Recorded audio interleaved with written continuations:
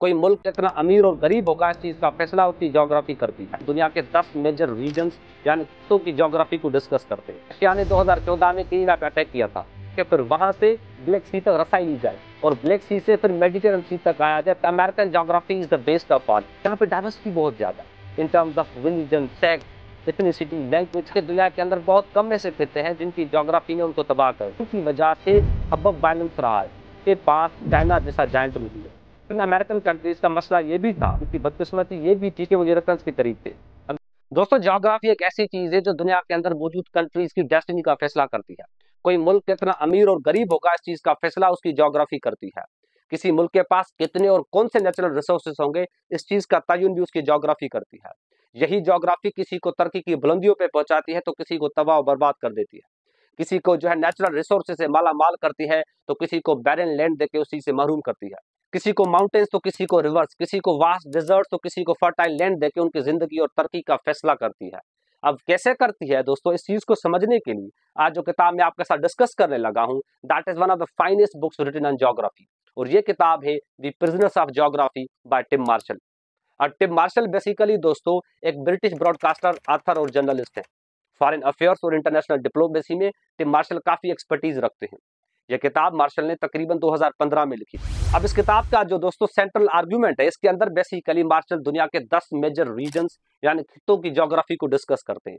उनकी ज्योग्राफी को डिस्कस करने के साथ साथ मार्शल ये भी बताते हैं कि किसी भी कंट्री का जो ज्योग्राफी होती है वो उस कंट्री की सोसाइटी पे, पॉलिटिक्स पे, उसकी तरक्की और पसमानदगी पे, उसकी दूसरे कंट्रीज और ममालिक के साथ इंटरेक्शन में उस ज्योग्राफी का क्या इम्पैक्ट है, उसका क्या किरदार है, वो उसको ज़ेर बहस भी लाते हैं। अब चलिए दोस्तों, इस किताब के अंदर डिस्कस किए गए दुनिया के 10 मेजर रीजन्स की ज्योग्राफी को डिस्कस करते हैं वन बाय वन। अब सबसे पहली ज्योग्राफी जो टिम मार्शल डिस्कस करते हैं वो है रशियन ज्योग्राफी, जो कि दुनिया की सबसे बड़ी कंट्री है in terms of land. Marshall कहते हैं कि रशियन ज्योग्राफी टू डायमेंशनल है। टू डायमेंशनल इस लिहाज से है कि रशियन ज्योग्राफी एक तरफ उसके लिए फायदेमंद है तो दूसरी तरफ एट द सेम टाइम उसके लिए लायबिलिटी भी है, यानी नुकसानदेह भी है। फायदेमंद इस तरह से दोस्तों कि रशिया जहां पे लोकेटेड है, जो ज्योग्राफिकल पोजीशन है रशिया की, वहां पे नेचुरल रिसोर्सेज बहुत ज्यादा पाए जाते हैं। वहां पे गैस और जो ऑयल है वो प्लेंटी ऑफ अमाउंट पे मौजूद है। आज भी रशिया दुनिया की दूसरी सबसे बड़ी ऑयल सप्लायर कंट्री है। यूरोप की तकरीबन 25% जो गैस और ऑयल की नीड्स हैं वो रशिया से पूरी होती हैं। बाल्टिक स्टेट्स की तकरीबन 100% जो नीड्स है गैस की वो रशिया फुलफिल करती है। और जर्मनी की तकरीबन 50% से भी ज्यादा जो गैस और ऑयल की जरूरियात हैं वो उनकी रशिया जो है मुकम्मल करती है, वो रशिया पे डिपेंड करते हैं। अब इस नेचुरल गिफ्ट को, ज्योग्राफिकल एडवांटेज को जाहिर है रशिया यूज भी करती है, उसका फायदा भी उठाती है। फायदा इस तरह से उठाती है कि अगर कोई यूरोपियन कंट्री या नेटो बेस्ड बैक्ड जो स्टेट है वो अगर इस पे इकोनॉमिक सैंक्शंस लगा दे तो उसकी रिटेलिएशन में रशिया उनकी ऑयल और गैस की जो सप्लाई है उसको ब्लॉक कर देती है। वो उनको जो है वो ऑयल और गैस देना बंद कर देती है। अगर देती भी है तो वो बड़े कॉस्टली देते हैं। और आपको पता है दोस्तों कि यूरोप एक ठंडा इलाका है और खास तौर पे विंटर के टाइम्स में उनको गैस की जरूरत ज्यादा होती है। और यही वजह है दोस्तों, मार्शल आर्ग्यूज कि यूरोपियन कंट्रीज खास तौर पे आपकी जो फ्रांस और जर्मनी है वो रशिया की तरफ दे अडॉप्ट अ सॉफ्टर अप्रोच। वो फुल किस्म की अग्रेशन नहीं दिखाते बिकॉज दे नो, उनको पता है कि रशिया की तरफ अग्रेशन की इंप्लीकेशंस क्या होंगी। उनको पता है कि अगर इस तरह का कोई भी रिएक्शन आया, किसी भी किस्म का रवैया दिखाया तो वहां पे फिर जो है ब्लॉकेड हो जाएगा, वहां पे गैस और जो ऑयल की सप्लाई है वो बंद की जाएगी। अब ये तो था बेनिफिट रशिया का जो ज्योग्राफी की वजह से है, लेकिन एट द सेम टाइम दोस्तों मार्शल आर्ग्यूज की रशियन ज्योग्राफी का नुकसान भी है। नुकसान ये है कि रशिया जहां पे लोकेटेड है, जहां पे वो ज्योग्राफिकल पोजीशन है रशिया की, वहां पे रशिया को डायरेक्ट सी नहीं लगता। उसको बेसिकली समुद्र की डायरेक्ट रसाई नहीं है, कोई मजबूत सी पोर्ट मौजूद नहीं है। और आपको पता है दोस्तों कि इकोनॉमिक पावर बनने के लिए आपको सी रूट का जो है वो होना जरूरी है। आपके कारोबार उसी से होता है। आज भी दुनिया का 70% जो ट्रेड होता है, जो कारोबार होता है, वो सी रूट्स के जरिए होता है, समंदरी इलाकों के जरिए होता है। इसी चीज को समझते हुए दोस्तों रशिया ने 2014 में क्रीमिया पे अटैक किया था और उस अटैक के बाद वहां पे मौजूद जो लिवस्टोपोल पोर्ट था उसको अपने कब्जे में ले लिया ताकि फिर वहां से ब्लैक सी तक रसाई ली जाए और ब्लैक सी से फिर मेडिटेरियन सी तक आया जाए ताकि फिर दुनिया के दूसरी कंट्रीज के साथ इंटरेक्शन को बढ़ाया जाए। क्योंकि रशिया को पता था कि वो प्रिजनर ऑफ ज्योग्राफी है, उसको समंदर की एक्सेस नहीं है, इसलिए उसको जरूरत थी कि वो दूसरी कंट्रीज के साथ जो है वो इंटरेक्शन करने के लिए कोई सी रूट ढूंढे। तो ये रशिया की ज्योग्राफी की एक लायबिलिटी है मार्शल आर्ग्यूज। अब जो दूसरा मैप मार्शल डिस्कस करते हैं वो है चाइना की ज्योग्राफी। मार्शल कहते हैं कि चाइना की ज्योग्राफी रशियन ज्योग्राफी से डिफरेंट है क्योंकि चाइना एक ईस्ट एशिया के अंदर लोकेटेड कंट्री है जिसके दुनिया में सबसे ज्यादा कंट्रीज के साथ बॉर्डर शेयर होते हैं। तकरीबन 14 कंट्रीज के साथ चाइना बॉर्डर शेयर करती है, जिसमें आपकी इंडिया, पाकिस्तान, मंगोलिया, आपकी वियतनाम, आपकी जो उसके साथ साथ म्यांमार, सारी कंट्रीज के साथ चाइना बॉर्डर शेयर करती है। उसके साथ साथ दोस्तों रशिया, अनलाइक रशिया, चाइना को समंदर की एक्सेस भी है, साउथ चाइना सी उसके पास में है, बल्कि उस पर इन्फ्लुएंस भी है चाइना का। अब मार्शल कहते हैं कि all is well with Chinese geography, लेकिन एक मसला है। मसला ये है कि आपको चाइनीज की ज्योग्राफी के साथ आपको तिब्बतन प्लेटू भी नजर आएगा, उसी तिब्बतन प्लेटू के आसपास आपको इंडिया नजर आएगी। अब तिब्बतन प्लेटू के जो लोग हैं वो कल्चरली भी और इथनिकली भी चाइनीज के हेन लोगों से डिफरेंट है, वो अलग है। और अगर कभी तिब्बतन प्लेटू अलग हो गया, वो सेपरेट हो गया, या उस पर इवन इंडिया अगर इन्फ्लुएंस करती है, इंडिया उनको कंट्रोल करना स्टार्ट करती है, जिस तरह से दूसरे इस रीजन की कंट्रीज को इन्फ्लुएंस करती है, तो फिर चाइना के लिए मसला क्रिएट हो सकता है।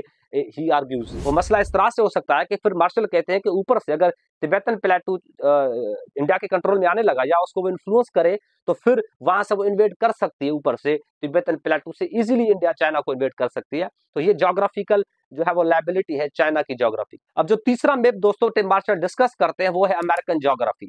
अब मार्शल कहते हैं कि American geography is the best of all, दुनिया में सबसे बेहतरीन ज्योग्राफी अमेरिका की है। इसी अमेरिकन ज्योग्राफी जैसी ज्योग्राफी दुनिया में किसी भी कंट्री के पास नहीं है, क्योंकि अमेरिकन ज्योग्राफी जहां पे अमेरिका लोकेटेड है, जो अमेरिकन की ज्योग्राफिकल पोजीशन है, अमेरिका हर लिहाज से प्रोटेक्टेड है, चारों तरफ से डिफेंडेड है। उसकी खुद की ज्योग्राफी उसको प्रोटेक्ट करती है, डिफेंड करती है। इस तरह से करती है कि अगर आप उसके ईस्ट और वेस्ट एरियाज में देखें तो वहां पे दो बड़े जो है वो ओशंस है। ईस्ट की तरफ उसके अटलांटिक ओशन है, वेस्ट की तरफ उसको पैसिफिक ओशन लगता है। उसके नॉर्थ में आपको कैनेडियन शील्ड नजर आती है, साउथ में आपको सोनर डेजर्ट नजर आता है। तो हर लिहाज से अमेरिका प्रोटेक्टेड है, इन्वेजन का तो सवाल ही पैदा नहीं होता, कोई इन्वेट करने का सोच भी नहीं सकता, क्योंकि अमेरिका की ज्योग्राफी इस तरह से है। इसीलिए मार्शल कहते हैं कि अमेरिका की ज्योग्राफी सबसे बेहतरीन ज्योग्राफी है। उसके साथ साथ मार्शल इस आर्गुमेंट को भी रद्द करते हैं कि चाइना जो है वो मुस्तकबिल में अमेरिका को सरपास करेगी। मार्शल कहते हैं कि this is a flawed idea, क्योंकि चाइना इट इज पॉसिबल कि इकोनॉमिकली वो सरपास करे, लेकिन मिलिट्रीली और strategically it is not possible for China कि वो अमेरिका को सरपास करे, क्योंकि अमेरिका जैसी ज्योग्राफी चाइना के पास नहीं है। चाइना की ऐसी ज्योग्राफी ही नहीं है कि वो अमेरिका को स्ट्रेटेजिकली जो है वो सरपास कर सके। अब जो चौथा खिता है दोस्तों जिसकी टिम मार्शल इस किताब के अंदर बात करते हैं वो है वेस्टर्न यूरोप। इसके अंदर मार्शल नॉर्दर्न यूरोप और साउदर्न यूरोप की बात करते हैं। मार्शल कहते हैं कि नॉर्दर्न यूरोप ज्यादा डेवलप्ड है, ज्यादा तरक्की याफ्ता है, क्योंकि उनकी ज्योग्राफी अच्छी है, वहां पे एग्रीकल्चर प्रोडक्शन ज्यादा है, फर्टिलिटी ज्यादा है, वहां पे जो है आपको नेविगेबल रिवर्स नजर आएंगी, उनके पास नेविगेबल जो रूट्स हैं, एक्सेसिबल सी रूट्स हैं, जिनके जरिए वो कारोबार करते हैं, वो ट्रेड करते हैं, उनकी इकोनॉमी फ्लरिश होती है। इसीलिए नॉर्दर्न कंट्रीज जिसमें आपकी जर्मनी, फ्रांस, यूके आ जाते हैं, वो ज्यादा डेवलप्ड है। जबकि आपकी जो साउदर्न कंट्रीज है, टिम मार्शल आर्ग्यूज के वो ज्यादा डेवलप्ड नहीं है। वो डेवलप्ड इसीलिए नहीं है क्योंकि उनकी ज्योग्राफी अच्छी नहीं है, उनके पास नेविगेबल रिवर्स नहीं है, एग्रीकल्चर उतना मजबूत नहीं है, और उसके साथ साथ इन साउदर्न कंट्रीज में आपको नेचुरल डिजास्टर्स भी ज्यादा नजर आएंगे। आप इटली में अदर आपको अर्थक्वेक ज्यादा मिलेंगे, फ्लड्स और ड्राट्स भी वहां पे ज्यादा होते हैं, क्योंकि उनकी ज्योग्राफिकल लोकेशन इस तरह से है कि नॉर्दर्न यूरोप की कंपैरिजन में जो साउदर्न यूरोप है वो ज्यादा पीछे है, वो ज्यादा पसमानदगी का शिकार है। अब इसका जो पांचवा चैप्टर है दोस्तों वो है अफ्रीका के ऊपर। मार्शल कहते हैं कि दुनिया के अंदर बहुत कम ऐसे खिते हैं जिनकी ज्योग्राफी ने उनको तबाह कर दिया, और अफ्रीका दोस्तों उन कुछ खितों में से एक है जिसकी ज्योग्राफी उनके दुश्मन बन बैठी, जिनकी ज्योग्राफी ने उसको तबाह कर दिया। क्योंकि अगर आप अफ्रीका को अभी देखें तो वहां पे ना पॉलिटिकल ग्रोथ है, ना सोशल डेवलपमेंट है, ना एजुकेशन है, ना हेल्थ है, ना इकोनॉमी है। वहां पे डिजीजेस जो है कॉमनली स्प्रेड होती जा रही हैं। They are basically living in a living hell, और that is precisely because of their geography. ये उनकी ज्योग्राफी की वजह से, क्योंकि अफ्रीका की ज्योग्राफी दोस्तों ज्यादातर जंगल्स, माउंटेन्स, रिवर्स और डिजर्ट्स पे पाई जाती है। वहां पे ज्यादा आपको बीचेस, हार्बर्स और रिवर्स मिलेंगी, लेकिन वो किसी काम की नहीं है, वो फजूल है, दे आर वर्थलेस।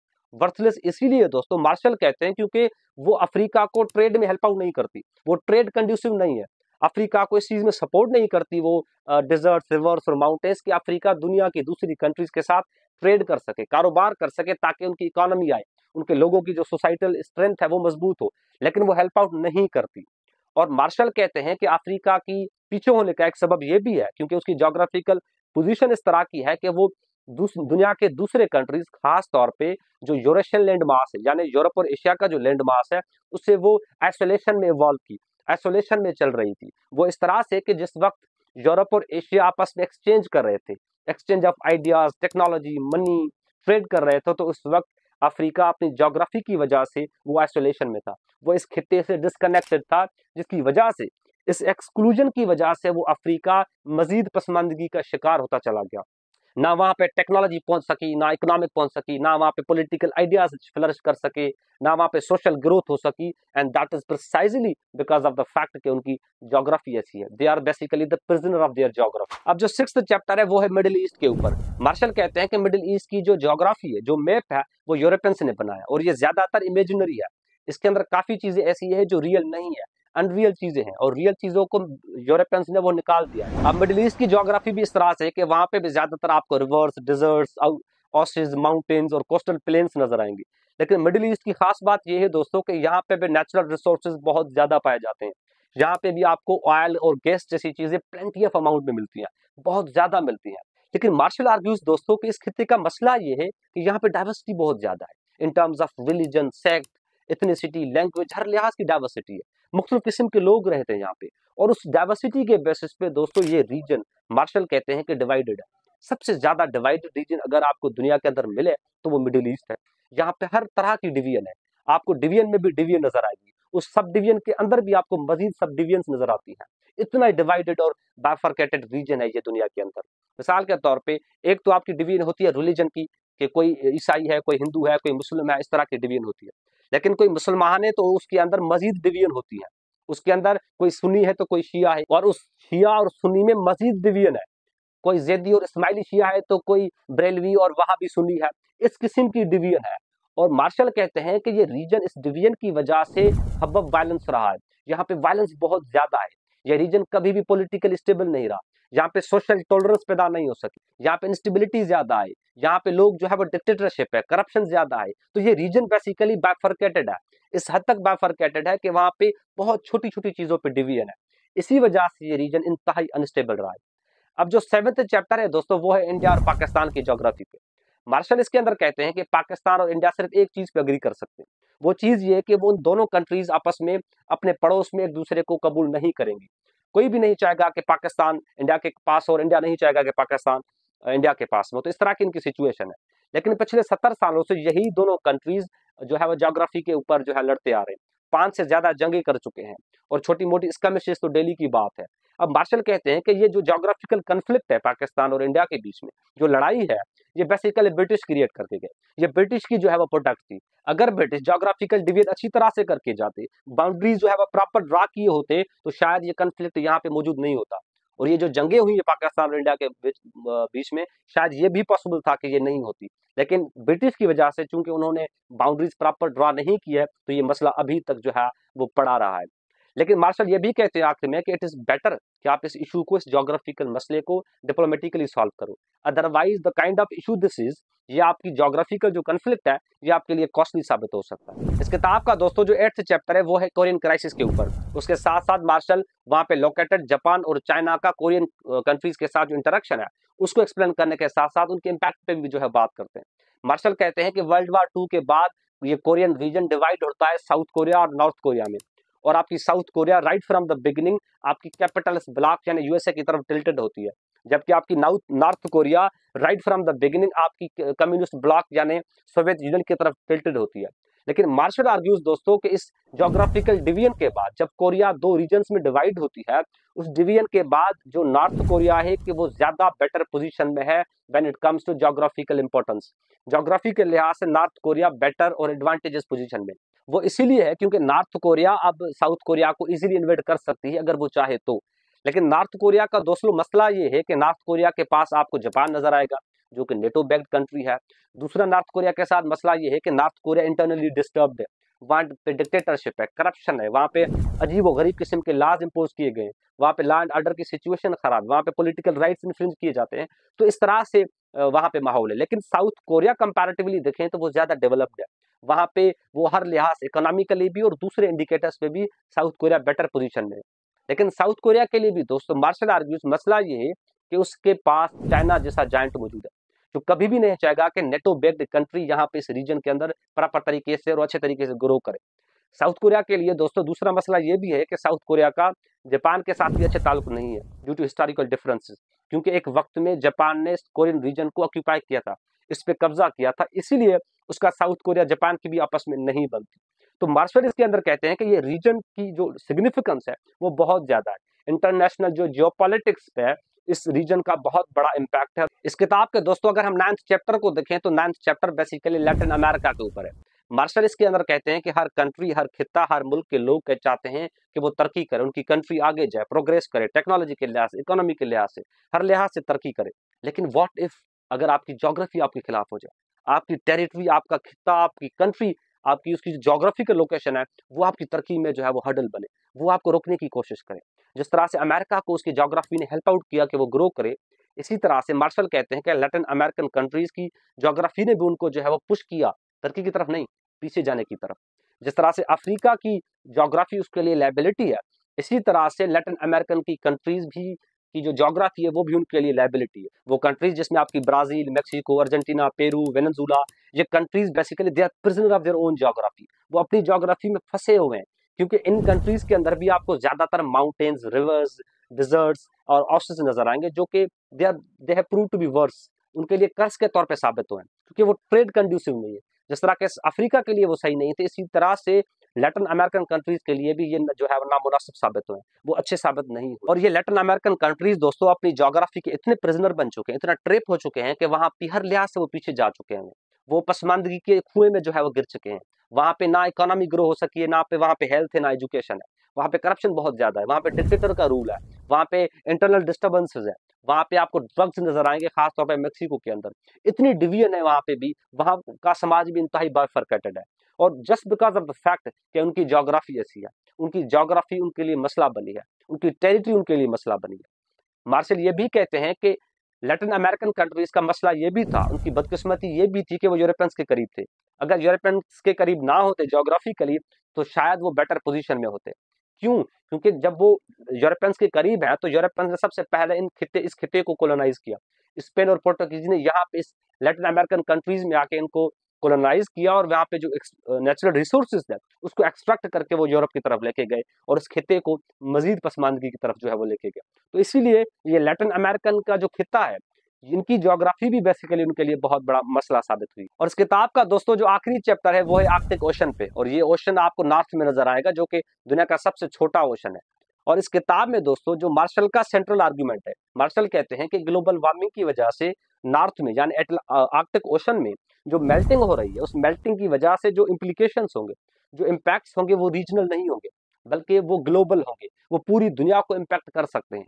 दो के उस आर्कटिक ओशन के साथ कुछ ही कंट्रीज बॉर्डर शेयर करती हैं, आपकी कनाडा, रशिया, फिनलैंड, नॉर्वे, इस तरह की कंट्रीज बॉर्डर शेयर जरूर करती हैं, लेकिन उसके इम्पैक्ट्स बियॉन्ड इमेजिनेशन होंगे, वो हमारी सोच से बाहर होंगे। वो साउथ एशिया में मौजूद पाकिस्तान, बांग्लादेश और इंडिया जैसी कंट्रीज को भी इम्पैक्ट कर सकता है, क्योंकि आपकी ग्लोबल वार्मिंग का दोस्तों कोई ज्योग्राफी नहीं होती, उसकी कोई बॉर्डर्स और बाउंड्रीज नहीं होती, वो बॉर्डरलेस होती है। इसीलिए आपकी ग्लोबल वार्मिंग आपकी पूरी दुनिया को नेगेटिवली इम्पैक्ट कर सकती है। और यही दोस्तों मार्शल बेसिकली इसके अंदर आखिरी चैप्टर में वो ग्लोबल वार्मिंग की इम्प्लीकेशंस पे बात करते हैं।